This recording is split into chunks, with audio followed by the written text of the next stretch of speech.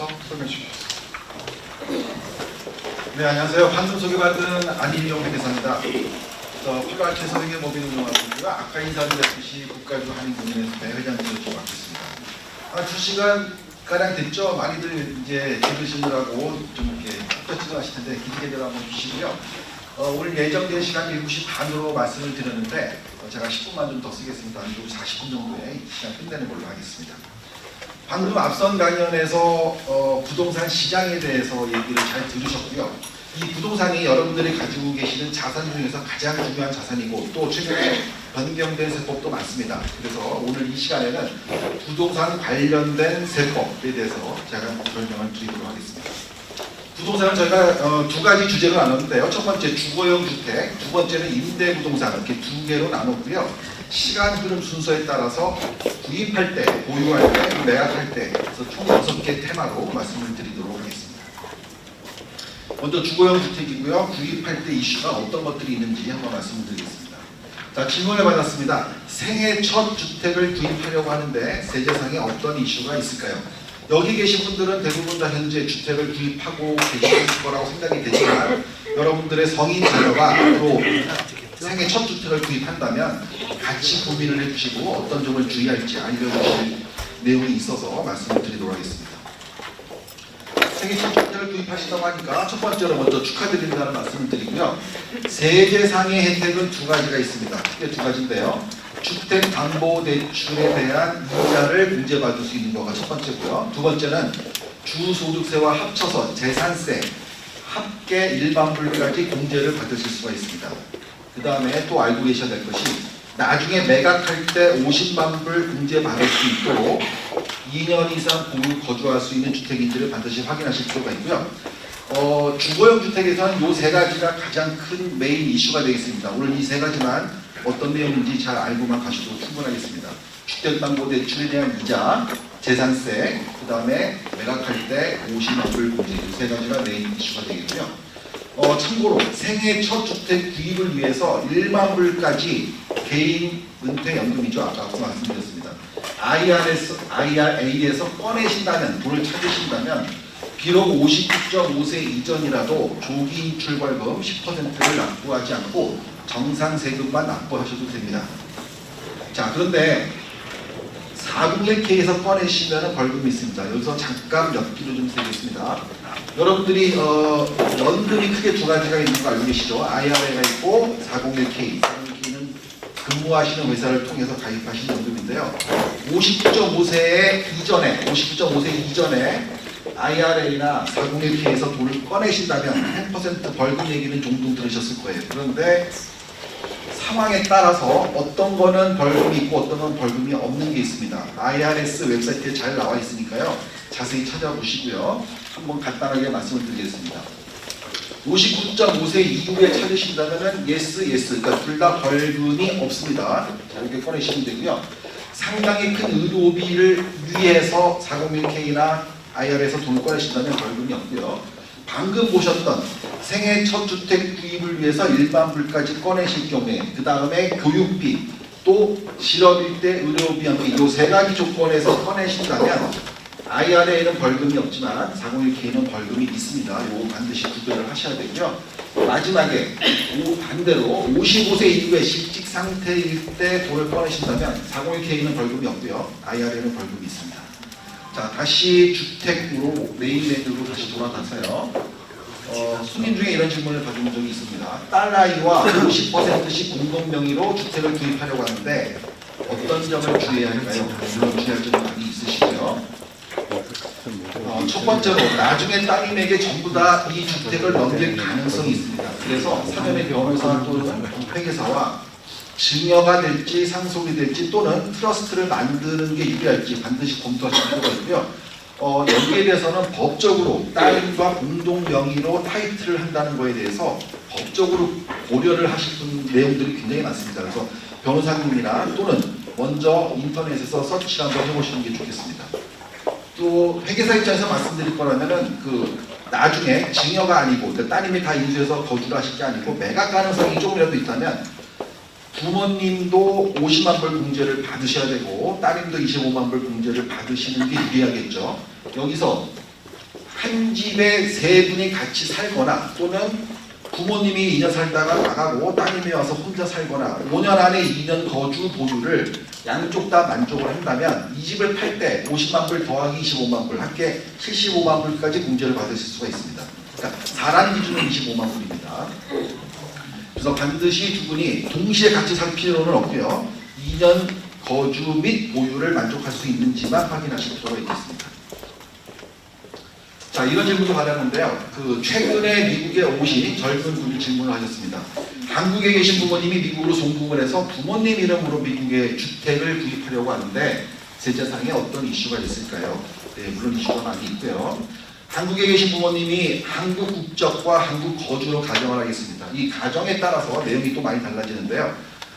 첫 번째로 알고 계실 내용은 돈이 나가는 나라, 한국에서가 오신 이슈가 많습니다. 돈을 받는 나라 미국보다는 돈이 나가는 나라가 오신 이슈가 많고요.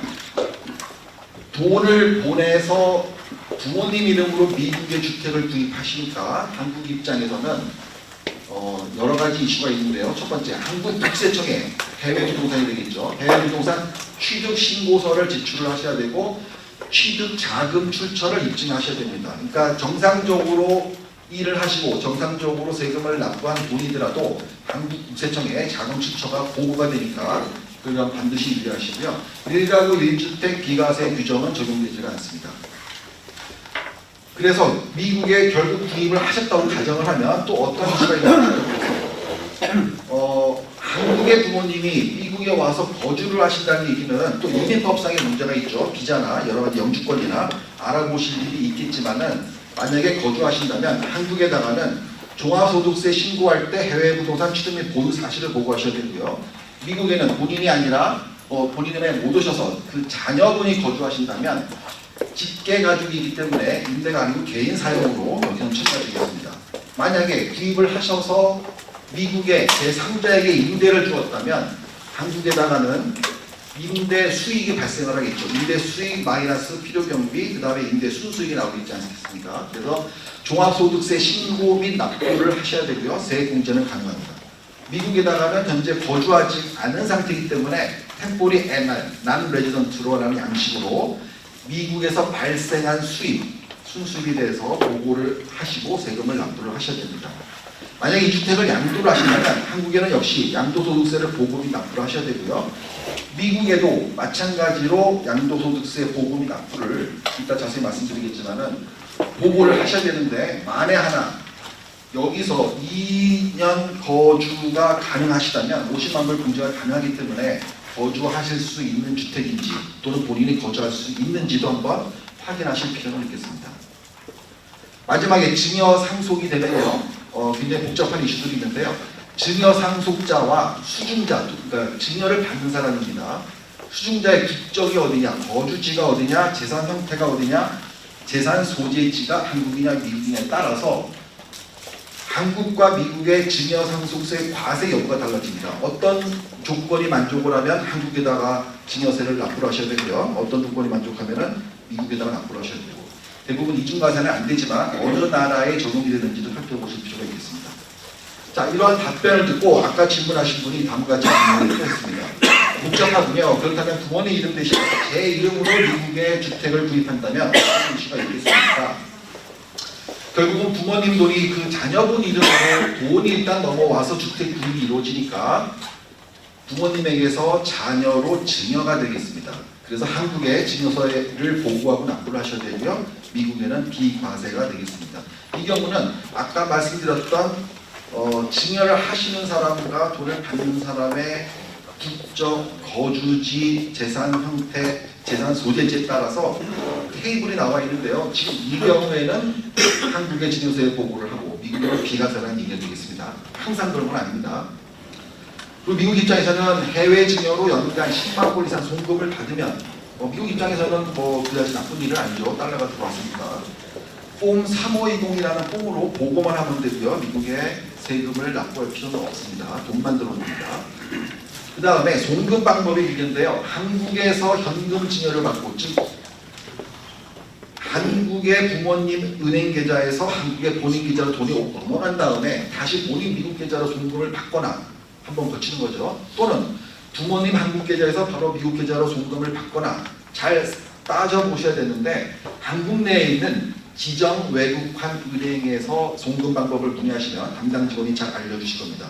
그러니까 송금을 할 때는 송금의 목적과 그 목적에 따라서 어떤 경우는 국세청에 통보가 되고 또 금액의 제한이 있으니까 한국에 있는 한국은행의 직원들이 내용을 잘 알고 있습니다. 그게 문의를 하셔야 되고요. 그래서 결론적으로는 세금보다는 일단 증여와 송금 자체에서 더 큰 이슈가 있어서 많이들 애로사항을 겪으시는 것 같습니다. 자, 다음은 보유할 때 이슈에 대해서 알아보겠습니다. 보유할 때 이슈는 크게 두 가지, 아까 말씀드린 것, 주택담보대출의 이자와 두 번째는 재산세인데요. 첫 번째, 주택담보대출 이자에 대해서 변경 내용이 있기 때문에 말씀을 드리겠습니다. 자, 이제 모기지를 리파이낸싱 하려고 하는데 주의할 점이 있나요? 당연히 있고요. 내용이 변경이 된 게 있습니다. 주택담보대출에 대한 이자는 폼 템포리의 스케줄 A를 통해서 보고를 하게 되겠고요. 2017년 12월 15일부터는 75만 불까지의 주택담보에 대한 이자에 대해서만 공제를 해줍니다. 기존 대출은 100만 불까지였죠. 이 변경된 내용이 2018년 1월 1일부터 2025년까지 8년 동안 적용이 되고요. 부부 공동 보고 또는 독신인 경우에는 75만 불까지의 주택담보대출에 대한 이자가 공제가 되고요. 부부 별도는 그거의 반인 37.5만 불이 되겠습니다. 여기서 말씀드리고 싶은 것은 부부이시거나 독신이거나 똑같이 75만 불이니까 이 경우는 주택담보대출에 대한 이자는 집 기준입니다. 근데 아까 말씀드렸던 주택 처분이익 면세 부부 50만 불, 25만 불을 합쳐서 75만 불도 가능하다고 말씀드렸죠. 이거는 사람 기준입니다. 그러니까 사람 기준이 적용되는 세법이 있고요. 집 기준이 적용되는 세법이 있습니다. 홈 에코티 론 이자는 없어졌습니다. 문제가 안 됩니다. 과거에는 론 10만 불까지 가능했었는데 이제는 안 되지만 단 합쳐서 75만 불 한도 내에서 집 관련 비용으로 사용한 거는 가능하게 됐습니다. 그리고 두 번째 주택, 세컨홈 있는 경우에는 두 번째 대출까지 합쳐서 75만 불까지 이자에 대해서 공제가 가능하고요. 저희같이 텍스를 준비하는 사람들이 손님들에게 물어보는 체크리스트입니다. 과거 대출이 원금이 100만 불이 넘었는지, 그리고 2018년 이후의 대출이 75만 불이 넘었는지를 저희가 물어보게 되어 있고요. 부부 공동 보고인지 별도 보고인지, 그리고 두 번째 주택에 대한 대출이 있는지, 대출 금액이 전부 집 관련 비용 사용되는지를 저희 텍스 준비하는 사람들이 물어보니까 서류를 준비하신 여러분들도 이 내용에 대한 답변을 미리 준비하셔서 회계사님들하고 만나시면 되겠습니다. 참고로 오른쪽에 보여드리는 것이 저희 손님 중에 한 분이 모기지 원금이 100만 불이 넘으신 분도 있어서 당연히 100만 불 이하겠지라고 생각하지 마시고요. 100만 불 넘으신 분들이 있으니까 꼭 한번 확인해 보시기 바랍니다. 자, 사례를 통해서 주택담보대출의 리파이낸싱이 어떻게 변동이 됐는지 한번 살펴보겠습니다. 2017년 12월 15일 이전에 100만 불의 대출을 받았던 분이 2020년 3월, 이제 얼마 안 남았죠. 리파이낸싱을 지금 고려를 했습니다. 원금 자체는 80만 불로 줄어들었고요. 은행에서 리파이낸스로 95만 불이 가능하다고 연락을 받았습니다. 자, 그럼 앞으로는 어떻게 공제를 받을 수가 있느냐 하면요. 대출 원금 80만 불에까지의 이자에 대해서만 공제가 가능합니다. 이미 75만 불을 넘어버린 상태이기 때문에요. 그리고 추가 현금, 받은 현금 15만 불은 어차피 혜택을 못 받기 때문에 공사비로 사용을 하시든 개인적으로 사용하시든 아무 상관이 없습니다. 어차피 혜택을 못 받습니다. 그러니까 100만 불짜리가 80만 불로 줄어서 리파이낸스 금액이 늘었다 하더라도 80만 불까지의 이자에 대해서만 공제가 가능합니다. 두 번째 사례 한번 보겠습니다. 그럼 대출 원금이 90만 불이었다가 70만 불로 줄어들었고요. 리파이낸스는 75만 불이 가능하다고 했습니다. 근데 받은 현금 5만 불을 가지고 3만 불을 집수리비로 사용하고 2만 불은 개인적으로 사용했다면 얼마까지 공제를 받을 수 있을까요? 대출 원금 70만 불과 집수리비 3만 불 합친 73만 불까지의 이자에 대해서만 공제가 가능합니다. 개인적으로 사용하실 2만 불에 대한 이자는 공제를 받지 못하고요. 물론 집수리비 3만 불에 대한 서류와 영수증은 반드시 보관을 하셔야겠습니다. 자, 다음은 재산세 알아보겠습니다. 1만 불까지로 제한됐다는 얘기가 있었고요. 2018년부터 주택 재산세도 1만 불까지만 혜택 볼 수 있다고 하는데 그럼 세금을 얼마나 더 내게 되나요? 사례로 말씀을 드릴 건데요. 재산세 역시 템포리 스케줄 A로 통해서 이제 보고가 되고요. 부부 공동이나 독신 모두 주소득세 등과 합쳐서 1만 불까지는 공제가 됩니다. 부부 별도 부부는 5천 불까지 공제가 되고요. 이미 2018년 1월 1일부터 세법이 바뀌어서 작년에 텍스 보고하실 때 이걸 다 한번 하셨습니다. 그런데 리마인드 차원에서 다시 한번 설명을 드리면요. 2017년과 2018년 수입이 똑같다고 가정하고요. 납부한 금액도 다 똑같다고 가정을 하겠습니다. 첫 번째 줄이요. 주소득세로 18,000불 냈고요. 재산세로 15,000불 냈습니다. 그러면은 2017년에는 요 텍스 부분에서 33,000불 공제를 받았던 것이 2018년 그리고 올해 2019년부터는 10,000불까지만 공제를 받았기 때문에 23,000불 손해를 보신 상태가 됐고요. 여기에 아이템 할리드 디덕션이라고 하는 스케줄 A가 되겠죠. 공모기지 이자로 20,000불, 그 다음에 기부금으로 3,000불 합쳐서 스케줄 A에 2017년에 56,000불 공제를 받았던 것이 2018년부터는 똑같은 금액을 냈다 하더라도 33,000불만 공제를 받습니다. 그러니까 23,000불 손해가 되고요. 이때 라인 37에 있는 어저스티드 그로스 인컴, 그로스 인컴이 2017년과 2018년 똑같이 25만 불이었다고 가정을 하겠습니다. 앞서 보셨던 아이템 할리데이에서 2017년에 56,000불 공제받았던 것이 2018년에 33,000불로 줄어들었고요. 그 다음에 또 변경된 세법 중에 하나가 개인 1인당 4,050불씩 받던 인적공제가 2018년부터 없어졌습니다. 그래서 역시 8,100불 손해를 본 상황이 됐습니다. 그래서 과세소득 텍서블 인컴이 18만 5,900불에서 똑같은 수입을 올렸음에도 불구하고 2018년에는 21만 7,000불로 3만 1,100불이 늘어났어요. 근데 세율 구간도 조금 변경이 됐고 세금 자체도 조금 줄었기 때문에 세금 자체는 그다지 많이 늘어나지 않았습니다. 세금 자체는 38,937불에서 46,659불로 1,723불.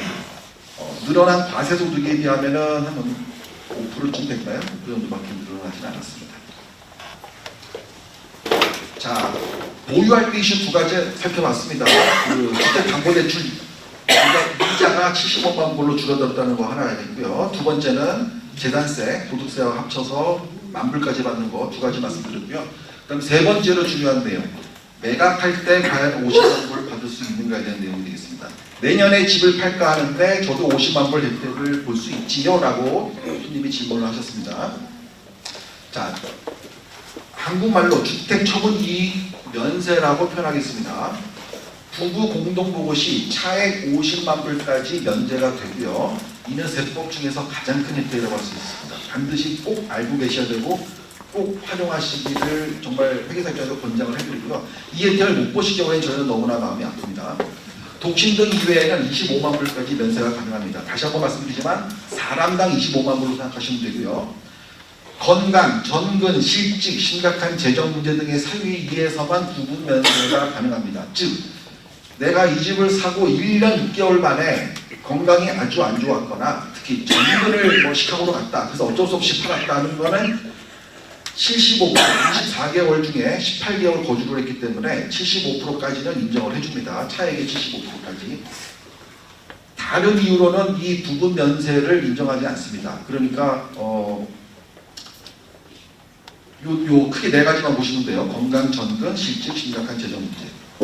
그리고 이 주택처분이익 면세는 매 2년마다 한 번 사용이 가능합니다. 즉 최근 2년 이내에 신청한 적이 있으면 이번에는 신청을 할 수가 없고요. 신청을 안 하는 경우도 있는데요. 어떤 경우냐면 2년 이내에 두 채 이상을 매각할 예상이 될 때, 그러니까 2019년에 2만 불을 이미 사용을 했으면 2020년에 다른 집을 판다 하더라도 이 혜택을 볼 수가 없습니다. 또 상쇄시킬 수 있는 큰 자본 손실이 있는 경우 또는 차익이 별로 크지 않은 경우 등등에는 이 혜택을 사용하지 않으시는 분들도 가끔 있을 수 있습니다. 그리고 또 텍스 플래닝이 필요한 경우는요. 각자 집을 가지고 있는 남녀가 결혼할 경우 둘 중에 하나는 이제 집을 파는 상황이 생기겠죠. 이럴 때는 반드시 어떤 집을 파는 게 좋은지 또 그다음에 합친 다음에 그 집은 또 언제 파는 게 좋은지 반드시 회계사하고 상의를 했습니다. 물론 저도 대학생의 딸이 있지만은 자녀가 각자 집을 갖고 결혼한다면 참 환영할 일이죠. 법인은 안 되고요. 개인만 가능하고요. 결혼하지 않은 동거인도 각각 25만 불 가능합니다. 즉 친구 3명이 공동 투자해서 샌프란시스코에 집을 얻었다가 팔면 각각 25만 불씩 합계 75만 불 공제가 가능하고요. 부부하고 따님, 사위 4명이 거주했다면 100만 불까지도 가능합니다. 자, 여기서 주의할 거는 5년 중 2년 거주 및 보유 얘기 많이 들으셨는데요. 이 보유 및 거주 조건에 대해서 한번 자세히 알아보겠습니다. 이 조건을 만족을 못해서 안타깝게도 이 혜택을 못 보시는 경우가 없기를 바라는 마음입니다. 자, 매각일 기준 5년 안에 2년 이상 주거주지로 보유입니다. 보유는 타이틀인데요. 명의는 부부 중 한 사람만 해도 괜찮습니다. 그러나 거주는 부부가 둘 다 거주를 하셔야 됩니다. 외국집도 가능합니다. 그러니까 한국에서 미국에 작년에 오셨어요. 그리고 한국집을 팔게 됩니다. 그러면 50만 불 혜택 볼 수가 있습니다. 그러면 어떻게 또 해석을 해야 될까요? 미국에 오신 지 3년 안에 한국집을 팔아야 5년 안에 한국집을 2년 거주, 2년 보유가 되겠죠. 그래서 한국에서 막 오신 분들은 특히 고려를 하셔야 됩니다. 파실 계획이 있으시다면 3년 안에 파는 게 굉장히 유리한 상황이 되겠습니다. 여기서 거주 부부 둘 다 이게 굉장히 또 중요한 얘기인데요. 미국 사람들은 스테이트마다 주세가 많이 다릅니다. 예를 들면 텍사스는 주소득세가 없죠. 그래서 캘리포니아 주 세금을 내지 않기 위해서 텍사스로 간다든지 뭐 등등 여러 가지 방법들을 쓰기 때문에 요 거주에 대해서는 특히 캘리포니아 스테이트에서는 많은 판례가 있습니다. 그러니까 예를 들어서 집이 2개가 있는데요. LA에서 한 6.2개월 살고 나머지 5.8개월은 텍사스에서 살면서 왔다 갔다 하면서 내가 주거주지가 텍사스다라고 뭐 주장을 한다거나 뭐 등등의 사례가 있을 수 있습니다. 자, 여기 나와 있는 사례로 다시 돌아와서요. 2015년 1월 1일에 주택 A라는 거에 2년간 내가 세입자로 거주를 했습니다. 그러면 2년 거주를 했기 때문에 거주 조건을 만족을 한 거고요. 그 다음에 그 나머지 다음 1년을 다른 데로 이사를 갔어요. 다시 2018년 1월 1일에 그 집을 옛날에 살았던 그 집을 내가 구입을 하고 2년간 다른 사람에게 임대를 줬습니다. 그리고 2020년 1월 1일 날 딱 5년 후에 매각을 했어요. 그러면은 처음에 보유하지 않은 상태로 테넌트로 살았던 2년도 거주로 2년 인정이 되고요. 마지막에 내가 거주를 하지 않지만 보유만 2년을 했었던 기간도 보유 조건 2년을 만족을 합니다. 그래서 이 사례의 경우에는 둘 다 만족을 해서 최대 50만 불까지 공제를 받으실 수가 있습니다. 참고로 1년에 2달 정도 여름 휴가로 집을 비우는 것은 거주로 인정이 되고요. 집에 1년 이상 거주를 했다면 너싱홈에 있는 기간도 사실상 어쩔 수 없이 그 집을 거주한 걸로 이렇게 인정이 되는 판례가 있습니다. 다른 사례를 또 한번 보겠습니다. 이 50만 불 주택 처분 연세에서 주의하실 점이 부적절 사항이라고 이제 억지로 이제 번역을 했는데요. 영어로는 non-qualified use입니다.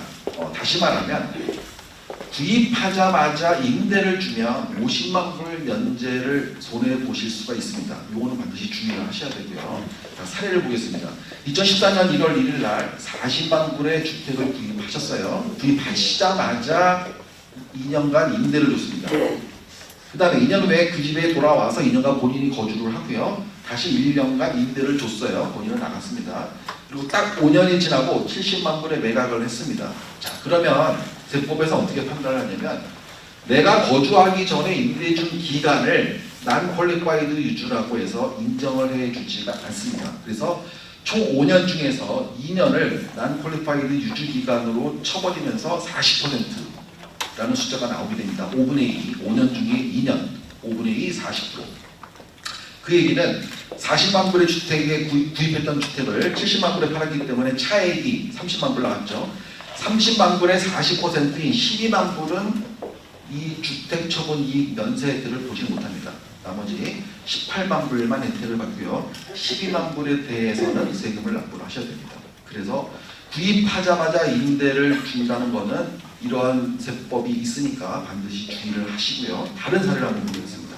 그러나 똑같은 경우에요. 구입하자마자 임대를 줬다 하더라도 차익 자체가 크다면 50만 불 혜택을 다 보실 수는 있습니다. 자, 아까랑 똑같은 케이스예요. 40만 불의 주택 구입을 했고 구입 직후에 2년간 임대를 준 후에 2년간 다시 들어와서 거주를 하고요. 다시 1년간 임대를 주었습니다.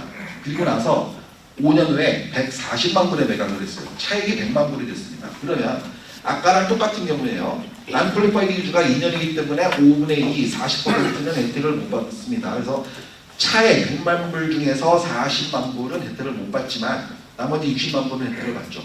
그 60만 불에 우리가 원했던 50만 불이 이미 다 그 숫자가 포함이 되어 있죠. 60이라는 숫자가 50보다 크니까 그래서 50만 불 면제를 다 받고요. 결국은 나머지 50만 불에 대한 세금만 납부를 하시면 됩니다. 자, 이런 일이 있으면은 안 되겠지만 이혼하실 경우에 이 주택처분 이익이 적용되는 방법이 다르기 때문에 참고로 알고 계시자 하는 마음에서 말씀을 드리겠습니다. LA에 계시는 안병찬 회계사님이라시는 분이 이 책을 썼는데요. 부자들이 알고 있는 절세 비밀. 이 책에 나와 있는 내용을 사례를 제가 발췌를 했습니다. 허락도 없이 발췌를 했습니다. 자, 이혼 전에 이 집을 처분할 경우 구입가가 20만 불, 이혼할 때 시가가 80만 불로 보겠습니다. 그러면은 차액이 60만 불이 되겠죠. 그리고 이혼 전에 처분했기 때문에 그 집에 이미 2년 거주, 2년 보유를 다 만족을 하신 상태고요. 그럼 면세한도 50만 불 다 받겠습니다. 그러면 60만 불 빼기 50만 불, 10만 불만 과세소득이 되고 예상 세금을 24.3%로 캘리포니아까지 합쳐서 24.3%로 가정을 한다면 24,300불이 되겠고요. 그 중에 두 분이 각각 반씩 부담을 하겠죠. 나머지 자기가 50%만 부담하니까 12,150불만 본인이 부담하면은 끝날 일입니다. 그런데 이혼 후에 처분하신다면 똑같은 집이 20만 불, 80만 불이었습니다. 혼자 거주하고 있는 상태에서 집을 팔게 되면 면세 한도가 한 명분 25만 불밖에 못 받게 되겠죠. 그러면 과세소득이 35만 불로 늘어나고요. 여기에 대한 세율 24.3%를 곱하면 85,050불이라는 숫자가 나오는데요. 이건 역시 이미 헤어진 상태이기 때문에 집을 가지고 있는 배우자가 전액 다 세금을 납부를 하셔야겠죠. 그래서 이혼 전에 처분할 경우에 비해서는 7만 불 이상 본인이 더 부담을 하셔야 되는 경우가 나옵니다. 물론 뭐 세금만 따지고 본다면 이렇게 굉장히 유리하다 불리하다는 것을 회계사 입장에서 말씀드리는 거고요. 물론 그 집을 팔 건지 또는 한 분이 인수해서 거주를 하실 건지 변호사님하고 잘 상의를 해보시기 바라겠습니다. 자, 매각할 때 또 이런 질문이 나올 수 있겠습니다. 구입가보다 더 싸게 집을 팔게 되었는데 세금 혜택이 있나요? 주식을 싸게 팔면은 캐피탈 로스라는 제도가 있는 걸로도 알고 계시는데요. 본인이 거주한 집이기 때문에 결론부터 말씀드린다면 공제 혜택은 아무것도 없습니다. 즉 기본 생활비로 간주가 됩니다. 그러니까 투자 자산이 아니라는 얘기죠. 그렇다면 임대로 돌린 후에 팔면 이 손실을 사용할 수 있지 않을까요? 라는 질문이 또 나올 수가 있습니다. 임대준 시점의 시장 가격으로 원가를 계산하기 때문에 생각만큼 큰 혜택은 없습니다. 그리고 판례상 3개월 이상은 임대를 주었어야 되고요. 사례로 한번 설명을 드려보겠습니다. 2015년 1월 1일 날 80만 불에 구입한 주택이 어찌된 일인지 그 지역의 경기가 안 좋아서 주택 가격이 계속 하락하고 있는 것을 알게 되었습니다. 그래서 부랴부랴 2020년 3월 1일 날 임대를 주었습니다. 그때 시장 가격이 65만 불이었어요. 가격이 계속 떨어지네요. 할 수 없이 4개월 후인 7월 1일 날 60만 불에 결국 매각을 했습니다. 그러면 처음에 보셨던 임대 전까지의 15만 불 손실은 사용하지 못하고요. 임대 준 날부터 판매할 때까지의 손실 5만 불은 당연히 임대 부동산의 손실로 사용하실 수가 있습니다.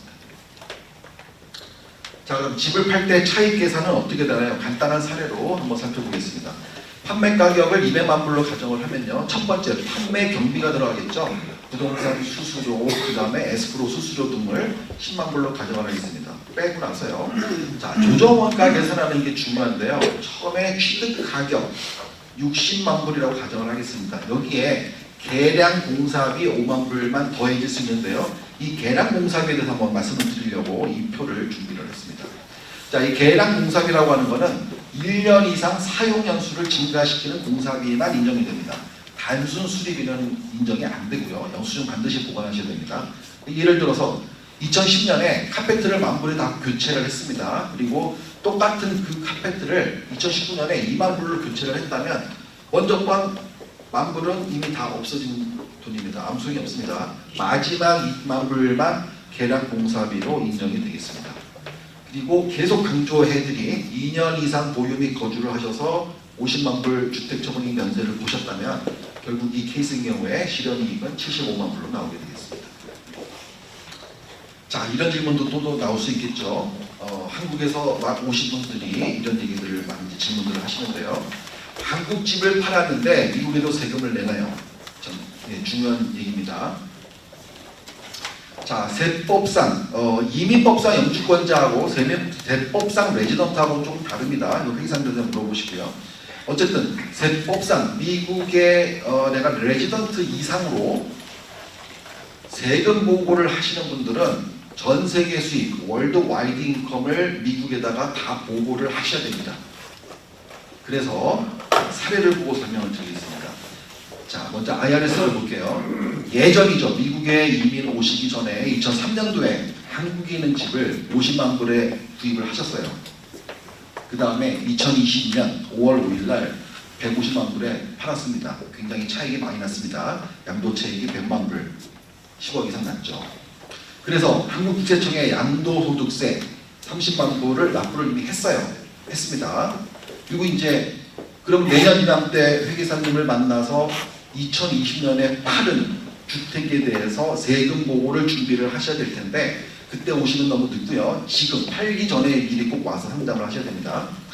자, IRS는요. 포린 텍스 크레딧으로 IRS 추가 텍스는 거의 없습니다. 그러니까 이중과세는 안 되고요. 세율을 비교해서 한국에 납부한 양도소득세가 너무 작은 경우에는 미국 기준 입장에서 볼 때 너무 작은 경우에는 납부를 하고요.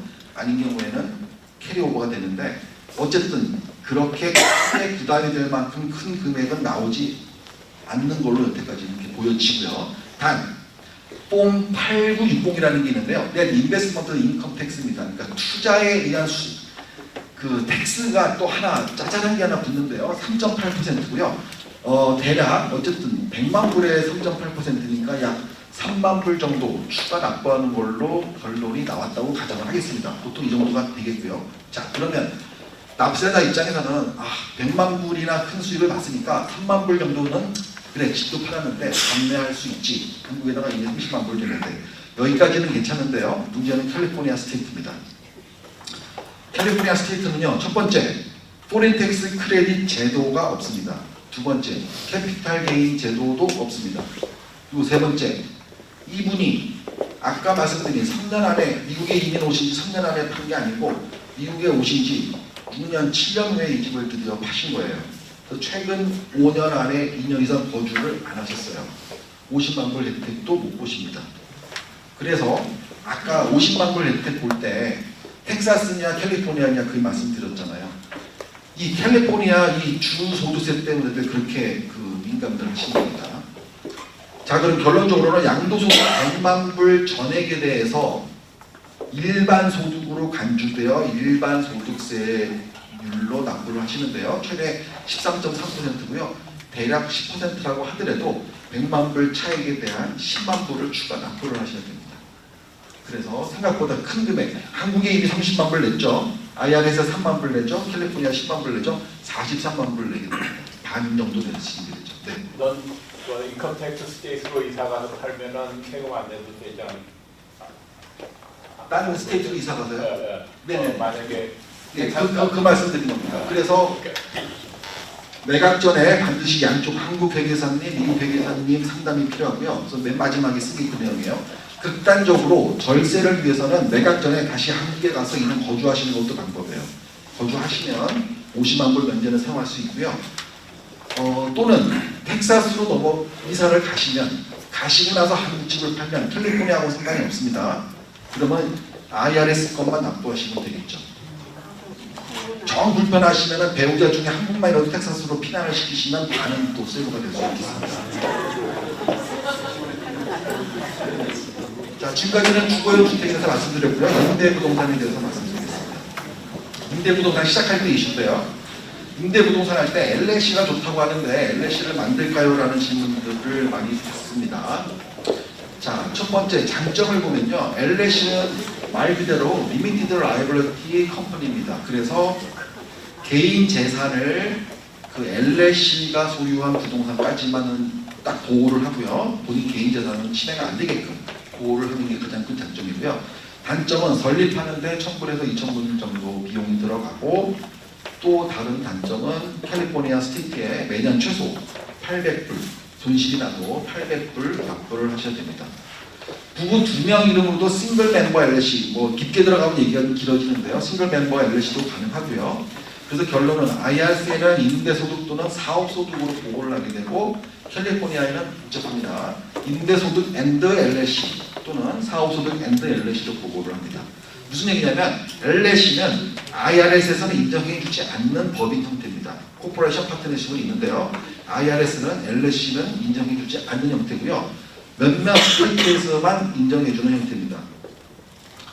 그래서 저희 회계사 입장에서는 LLC도 괜찮고요. 그럼 차라리 Scorp은 어떨까? 파트너십은 어떨까? 또는 Scorp and LLC, 파트너십 LLC는 어떨까? 등등의 검토도 가능합니다. 각각의 장단점은 다 있습니다. 자, 또 다른 질문을 받았는데요. 요즘 인기 있다는 에어비앤비를 한번 해볼까 하는데요. 충분히 생각해 보실 수 있죠. 세컨홈이 있으신 분들은. 자, 임대 시작 시 주의할 점입니다. 도시에 따라서 트랜지언트 아큐퍼시 텍스라는 것이 부과되는 도시가 있습니다. 예를 들면 샌프란시스코는 14%인데요. 레스토랑에서 우리가 식사를 하고 세일즈 텍스를 내듯이 보통 관광세, 호텔에 묵으시면은 잘 눈여겨 보지는 않으셨겠지만은 세금이 부과되는 도시들이 꽤 많이 있고요. 이런 거가 있다는 거를 반드시 알고 계시고, 도시에 따라서 비즈니스 라이센스를 대부분 요구하니까 꼭 한번 확인해 보시기 바라겠습니다. 또 작년 할로윈 때 에어비앤비에서 뭐 총기 사건 났던 거 혹시 다 기억나시나요? 그래서 주택가에서 입주자가 소란을 피울 수 있으므로 주인이 반드시 거주해야 된다 등등의 도시마다 제약 조건이 있을 수 있으시니까 시작 전에 반드시 한번 확인해 보시고요. 만약에 세컨 홈을 구입해서 내가 사용도 하고 임대도 주고 할 계획이 있으시다면, 회계사가 항상 강조하는 나중에 매각할 때 50만 불 혜택을 받을 수 있는 지를, 즉 내가 2년 이상 거주할 수 있는 지역인지, 캘리포니아 지금 산호세에 살면서 플로리다의 세컨홈에 가서 나중에 2년 살 거냐, 또는 뭐 아이오와에서 살 거냐 반드시 고려를 하셔야 되고요. 거주할 수 있는 주택인지 확인을 꼭 해보시기 바랍니다. 또 이런 경우도 있습니다.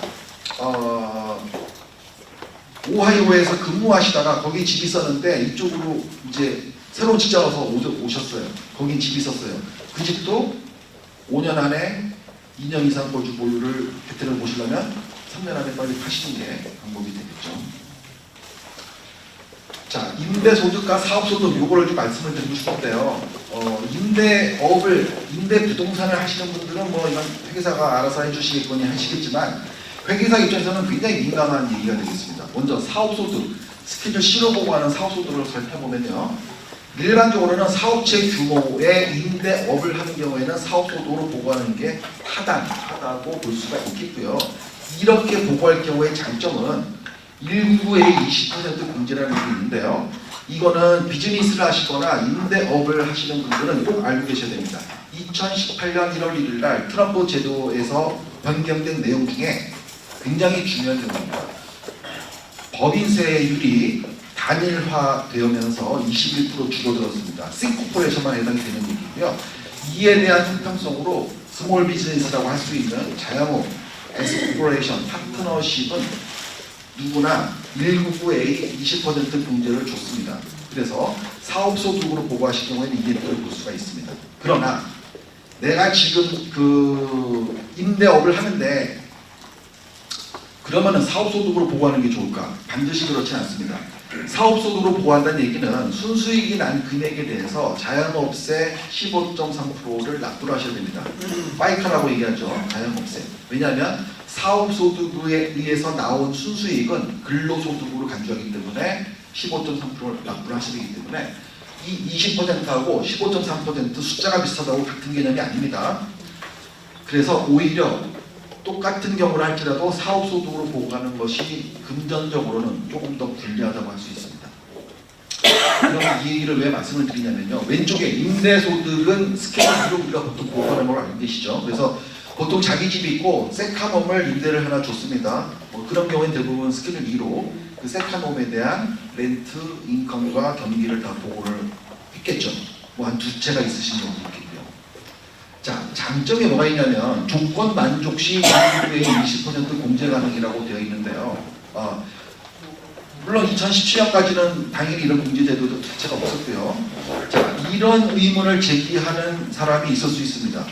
임대업도 사업인데 자영업이나 S코퍼레이션이냐 파트너십만 20% 공제를 해주고 우리는 왜 안 해주느냐. 우리도 약간 어중간한 규모라면 사업체 규모라고 할지는 못하지만 뭐 상업용 건물이 하나 있다거나 아니면은 단독주택을 한 6, 7개 정도를 렌트를 주고 있거나 어중간한 중간 규모의 사업이다라고 주장을 하고 싶은 분도 있을 수 있습니다. 그래서 조건 만족 시에는 20% 공제가 가능하고요. 뒤에 자세히 알아보겠습니다. 단점으로는 임대소득을 보고한다는 얘기는 사업소득에 비해서는 사용하지 못할 손실이 있을 수 있습니다. 만약에 조정 이자가 10만 불 이상이면 사용하지 못할 손실이 있을 수 있고요. 아까 한번 잠깐 보셨습니다. 임대소득이 넷 인베스먼트 인컴 텍스 3.8%에 해당되실 수 있습니다. 자, 잠깐 또 다른 얘기 좀 하고 넘어갈게요. 회사 다니는 아들에게 세카홈을 렌트 줄까 하는데요. 자, 어떤 이슈가 있을까요? 임대료를 아드님에게 시장 가격으로 받고 그 자녀가 그 집을 주거주지로 사용을 했다면 임대로 인정이 됩니다. 그러면 임대로 하는 게 유리한지 아닌지를 따져봐야겠죠. 장점은 임대로, 비록 아들이지만 임대로 내가 처리를 하겠다. 그러니까 텍스 상을에 보고를 하겠다는 얘기는 임대 수입도 보고하고 거기에 수반된 경비도 보고를 합니다. 수리비, 관리비, 보험, HOA, 유틸러티 등등의 경비를 보고를 할 수가 있겠죠. 그런데 단점은 부모가 연 임대소득에 대한 세금을 납부를 하셔야 됩니다. 소득을 보고하니까. 근데 자녀는 납부한 임대료에 대해서는 세금 혜택이 하나도 없어요. 그래서 가족 전체로 묶어서 본다는 손해입니다. 숫자로 한번 말씀드리면 연 임대소득을 3만 불로 부모님이 받았어요. 그 다음에 수리비, 관리비, 보험, HOA, 유틸리티를 10,000불을 썼습니다. 그러니까 2만 불 수입을 보고를 하고 세금을 내죠. 근데 아드님은 3만 불 돈 준 거에 대해서는 아무것도 세금 혜택이 없어요. 그러니까 집 전체로는 2만 불에 대한 세금만 납부를 하시는 꼴이 되겠습니다. 그래서 만약 시장 가격 대비 할인된 금액으로 렌트를 주거나 그러니까 렌트비를 받거나 또는 무료로 한다면 이거는 임대가 아니고 증여가 되겠고요. 증여인 경우에는 증여세는 거의 안 되지만 연 15,000불 이상에 대한 증여는 증여세 보고 자체는 해야 됩니다. 증여세는 내지 않고요. 그 다음에 증여를 한다 하면 그 집은 세컨홈이기 때문에 모기지와 이자와 재산세는 공제를 받고요. 단 세컨홈인 경우에는 공사비는 공제가 안 됩니다. 그래서 맨 마지막 줄에 있는 내용이에요. 따라서 공사비 및 기타 비용이 얼마냐에 따라서 내가 이 집을 크게 고칠 건가 그 금액에 따라서 임대가 유리할지 아니면 그냥 증여로 할지 등등을 회계사와 상의할 필요가 있고요.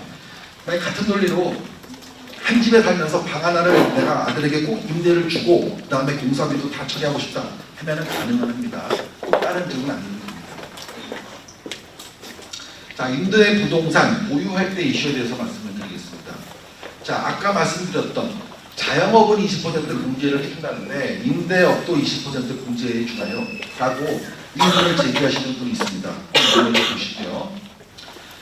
자, 첫 번째로 살펴볼 내용이 임대소득임에도 임대소득이라 하면 수동적 수입입니다. 수동적 수입입니다. 스케줄 미뤄 보고라고요.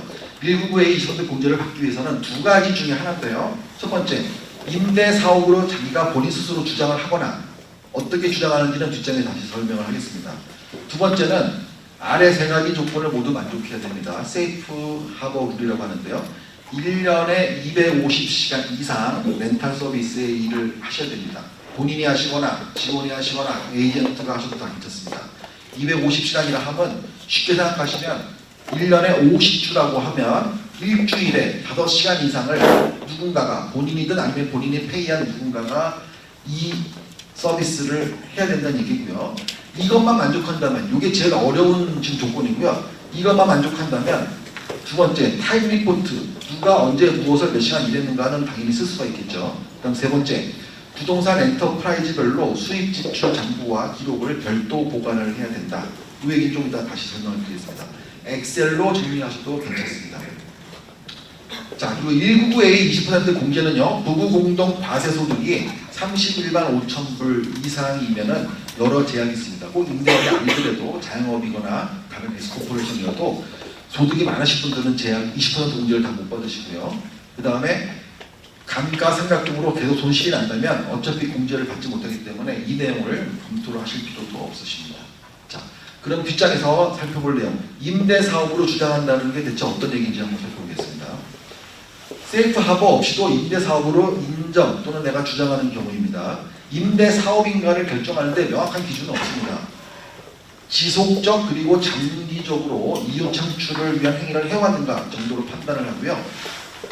자가임대, 예를 들어서 부부가 소유한 부동산을 남편의 변호사 사무실로 임대를 준 경우, 그것도 자가임대인데요. 자가임대도 변호사 사업의 일부로 모아서 사업으로 인정을 해줍니다. 내가 변호사를 하기 위해서 어쩔 수 없이 임대가 들어간다, 이런 경우도 인정을 해주고요.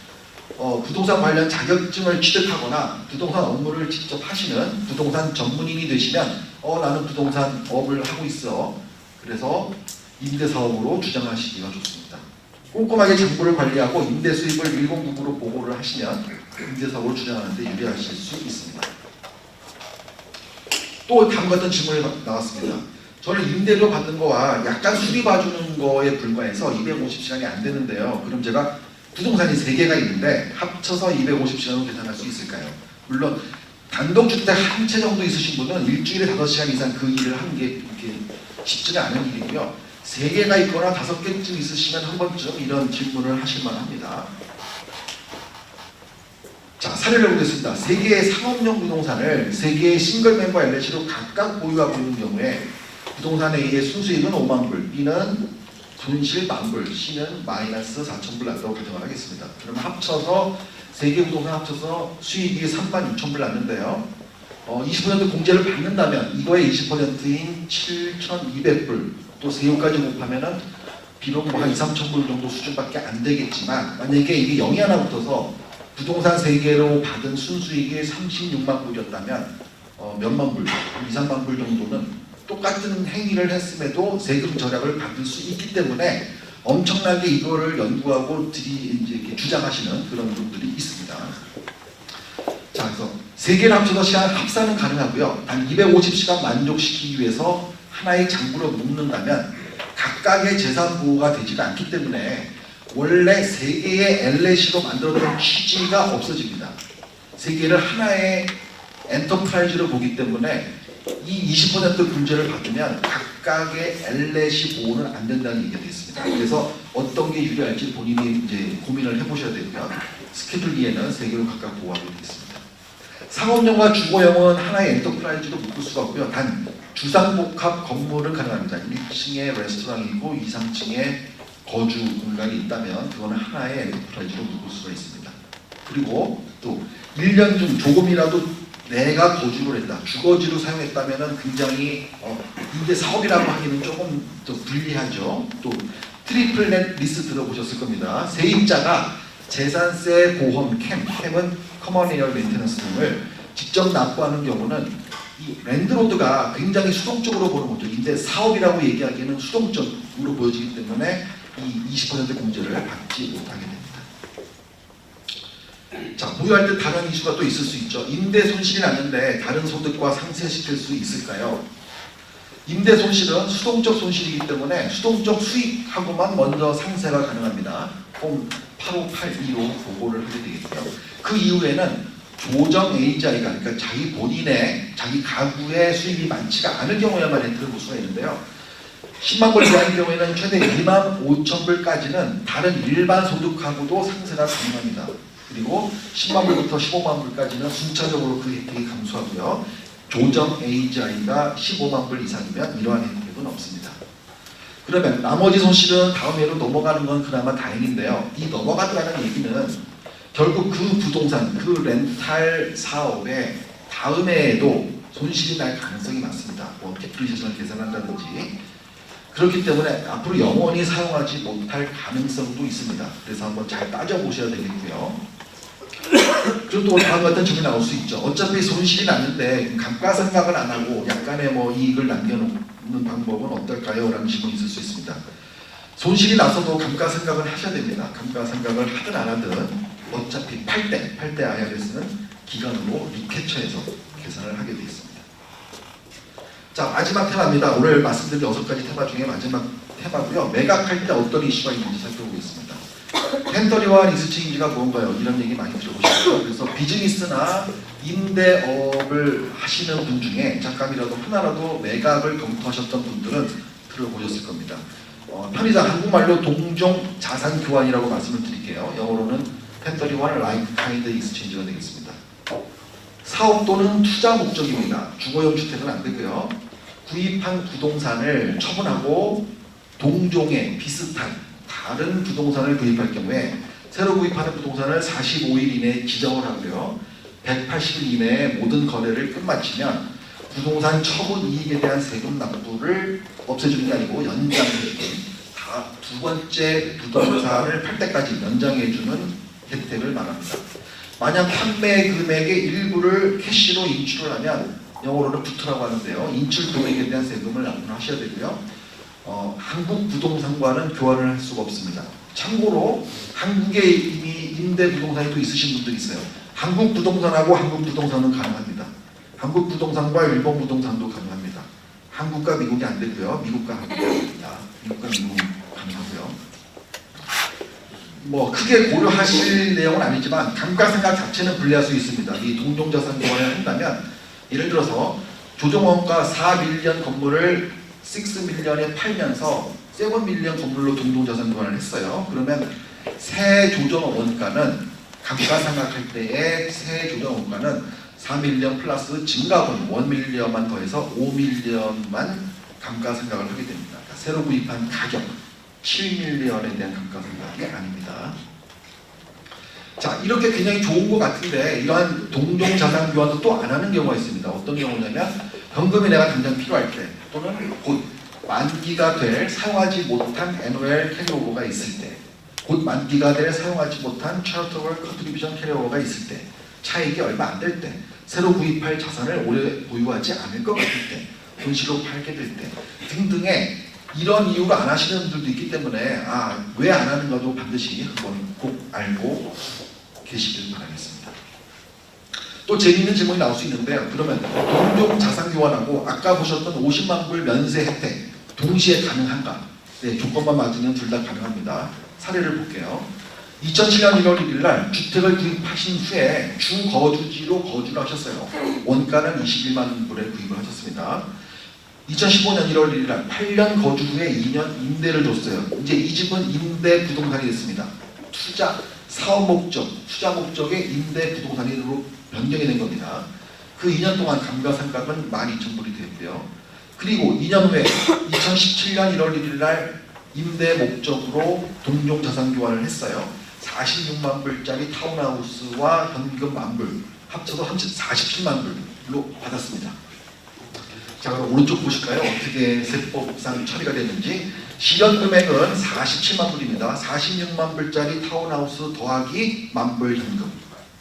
조정 원가는 원가 21만 불에 감가상각 12,000불을 뺀 19만 8,000불이 되고요. 그래서 이 두 개의 차이인 실현이익이 27만 2,000불이 되겠습니다. 그런데 최근 5년 안에 2년 동안 거주를 하셨기 때문에 독신이라고 가정을 하고요. 독신 주거주지 면세 25만 불을 또 빼주니까 결국 세금을 납부해야 할 이익은 22,000불밖에 남지 않는데요. 이마저도 동종자산 교환으로 연기가 되고요. 캐시로 받은 현금 10,000불은 부투도 아니었기 때문에 세금을 이때는 하나도 내지 않으셔도 되겠습니다. 그런데 만약에 5년 이내에 동종자산 교환을 했다면 50만 불 주거주지 면세 혜택을 받지 못합니다. 예를 들어서 2016년에 동종자산 교환으로 콘도를 구입하자마자 임대를 줬어요. 임대 부동산입니다. 그리고 2년 임대 후에 콘도로 이사해서 주거주지로 거주를 하셨어요. 그리고 2020년에 매각을 했으면 2년을 거주했지만 최근 5년 이내에 동종자산 교환을 한 적이 있기 때문에 이 혜택을 받지 못합니다. 그래서 앞에 보셨던 동종자산 교환을 가끔 안 하시는 분들이 있었죠. 이런 내용까지 다 알고 계셔서 내가 혹시 이런 상황이 된다면 차라리 안 하는 것도 방법이 있다 이렇게 생각하시면 되겠습니다. 자, 자본이익이라고 하는 캐피탈 게인에 대해서 잠깐 정리 좀 하고 넘어가겠습니다. 가운데 연방정부를 보시면요, 단기 처분이 쇼텀 캐피탈 게인요, 일반 소득세가 있고요. 두 번째 보시면 장기 처분이 1년 이상 보유한 자산을 처분했을 때 발생한 이익에 대한 세금, 롱텀 캐피탈 게인 되어 있죠. 0%, 15%, 20% 세 가지가 있는데요. 과세 소득이 78,750불까지, 그 다음에 78,000불에서 488,800불까지가 15%가 해당이 되겠습니다. 그리고 가끔 이런 질문하세요. 내가 셀러리로 20만 불 받고 이번에 집을 팔아서 차익이 30만 불, 뭐 다 계산하고 30만 불 캐피탈 게인이 났습니다. 그러면은 30만 불 곱하기 20% 48만 8천, 그러니까 합치면 50만 불이죠. 50만 불이니까 그래서 30만 불 곱하기 20% 6만 불이 내가 내야 될 세금이냐? 꼭 그렇지 않습니다. 복잡한 계산 공식이 있는데요. 대략 이렇다는 얘기고요.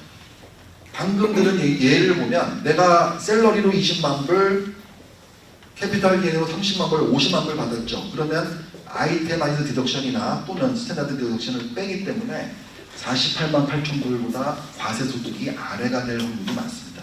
그래서 15%가 될 거고요. 그렇다면 50만 불 중에서 일정 부분은 아이템아이즈 디덕션하고 스탠다드 디덕션에 할당이 되기 때문에 반드시 30만 불 곱하기 15%가 딱 이거에 대한 세금이다라고 계산은 못하지만 대략 이 정도만 알고 계시면 되겠습니다. 즉 캐피탈 게인은 0%, 15%, 20%로 보시면 되겠습니다. 감가상각 리캡처는 25%가 되겠고요. 오른쪽에 캘리포니아는 앞서 말씀드린 대로 캐피탈 게인 제도가 없기 때문에 일반 소득세율이 적용이 되겠습니다. 그리고 IRS는 맨 밑에 나와 있는 것처럼 추가 넷 리버스먼트 인컴 텍스 3.8%가 추가로 있을 수가 있습니다. 이거는 수입이 좀 많으신 분들이 해당되는 내용입니다. 자, 마지막 주제입니다. 오랜 시간 많이 기다리셨고요. 할부 판매도 가끔 물어보십니다. 부동산을 집을 파셨어요. 돈을 나눠서 받는 게 유리한가? 네, 유리할 수도 있습니다. 할부 판매, 인스톨먼트 세일에 대한 먼저 그 개념부터 살펴보면요. 부동산 판매 시 주거용이 이제 부동산 판매 시 몇 년에 걸쳐서 나눠서 대금을 받을 수 있고 각 받는 해에만 차익을 보고할 수 있습니다. 단 손실은 나눠서 보고할 수 없습니다. 그 예를 들어서 다른 걸 다 빼고 총 받는 금액이 아니고 차익이 50만 불이다. 그러면 이거를 이제 나눠서 받을 수가 있고요. 물론 판매 금액은 훨씬 더 많겠죠. 판매 금액이 100만 불이고 차익이 50만 불이면 5년에 나눠서 받는다면 매년 20만 불 받겠지만 차익은 5년 동안 각각 매년 10만 불이 되기 때문에 대금을 나눠서 받을 수 있습니다. 이 경우는 확실한 수금이 예상될 때 제일 중요하죠. 5년 동안에 진짜 내가 이 금액을 다 받을 수 있느냐를 먼저 확인하시는 게 제일 중요하고요. 그래도 이제 확실히 쓴다면 할부 판매를 하는 장점은 두 가지가 있습니다. 나눠서 이익을 계산하기 때문에 세율 자체가 좀 낮아질 수 있다는 기대가 있고요. 두 번째는 그에 대한 세금도 5년 동안 나눠서 내기 때문에 캐시 자체도 나눠서 내는 효과가 있습니다. 두 가지 이익이고요. 나눠서 대금을 받더라도 판매한 해에 전부 차익을 보고하는 것으로 선택할 수가 있습니다. 그리고 나중에 받기 때문에 그에 대한 이자도 당연히 받으셔야 되고요. 이자 수익도 보고를 하셔야 됩니다. 일반 세율로 보고를 하셔야 되고요. 참고로 재고자산이나 주식은 분할 판매가 되지 않습니다. 부동산만 판매가 있습니다. 자, 장시간 많이 들어줘서 감사합니다. 오늘 이것으로 부동산 보고